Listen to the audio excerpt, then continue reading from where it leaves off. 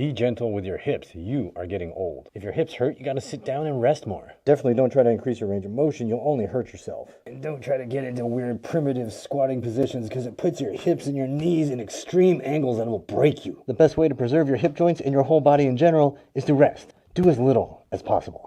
If you're an adult with hip pain, you've probably heard all this advice before, but what you didn't hear was that if you follow this advice, you're on a one-way train to Hip Pain City. All aboard! Just think about this for a second. You wouldn't put your arm in a sling and expect your shoulder to be stronger, healthier, and more functional after a year of immobilization. If you really want stronger, more resilient shoulders, you have to get them used to different positions, gradually and patiently training them to be able to handle new challenges. Your hips are the same.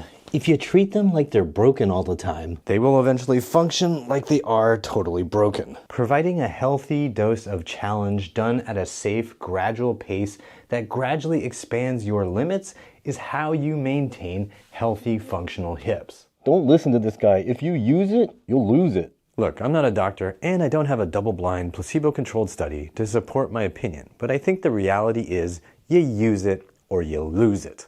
Without adequate challenge, your muscles atrophy and waste away, and your bones get more brittle. That's why astronauts who live in space for months at a time dedicate so much time in their day to resistance training. And their training doesn't stop when they return to Earth. They have to acclimate their bodies to the challenges of gravity.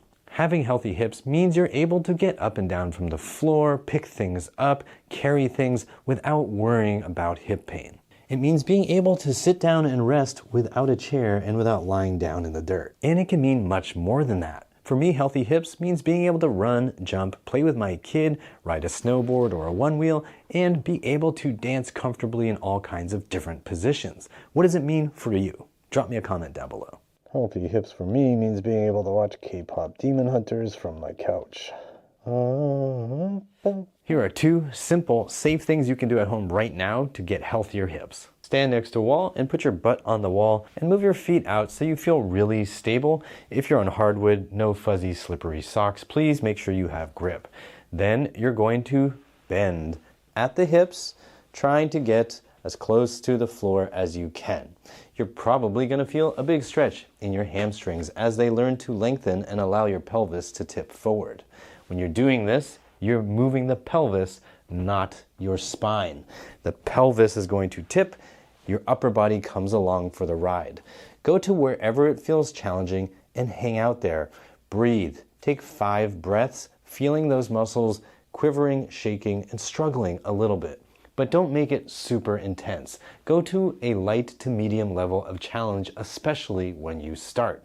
There is nothing to gain from pushing super hard and super deep into this, besides most likely an injury. After you've taken your calm breaths, you're going to fire those same stretched muscles to help you stand back up. Repeat this process 5 to 10 times or till you feel like, yeah, that's enough, take a rest, and then do it again. Throughout the motion, make sure it's not super intense, you don't feel any pain in your knees or in your hips or in your back. Again, keep it at a light to medium level of challenge. You may also bend your knees a little bit if that makes it feel more doable, and definitely don't hyperextend your knees if you're somebody who's super flexible. Once you feel ready for more challenge, you can do longer holds at the bottom position, maybe 30 to 60 seconds.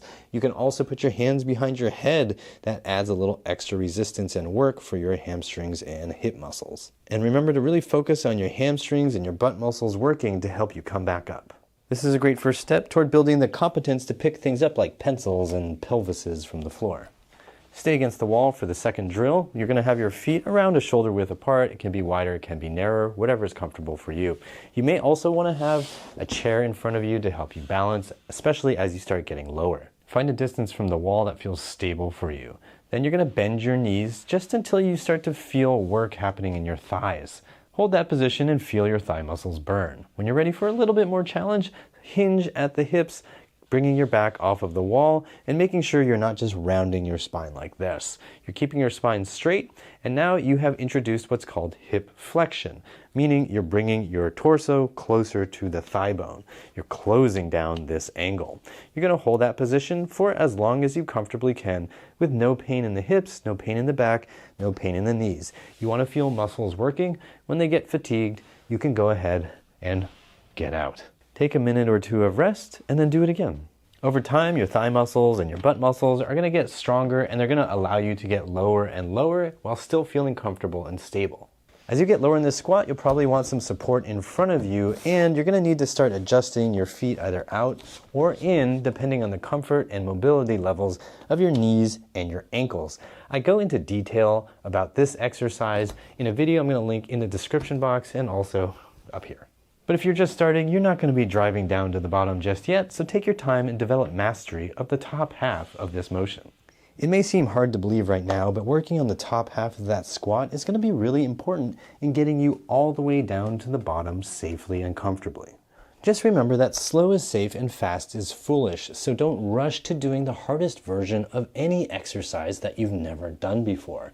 And also know that over time you want to make progress by increasing the challenge to your body by either increasing hold times or starting to use weight and other forms of resistance. The two exercises I just showed you will help you use your hip muscles, which is going to help you keep them and optimize them for the long run. And remember, as you're aging, that if you want to be able to do more later, you're going to have to do more now.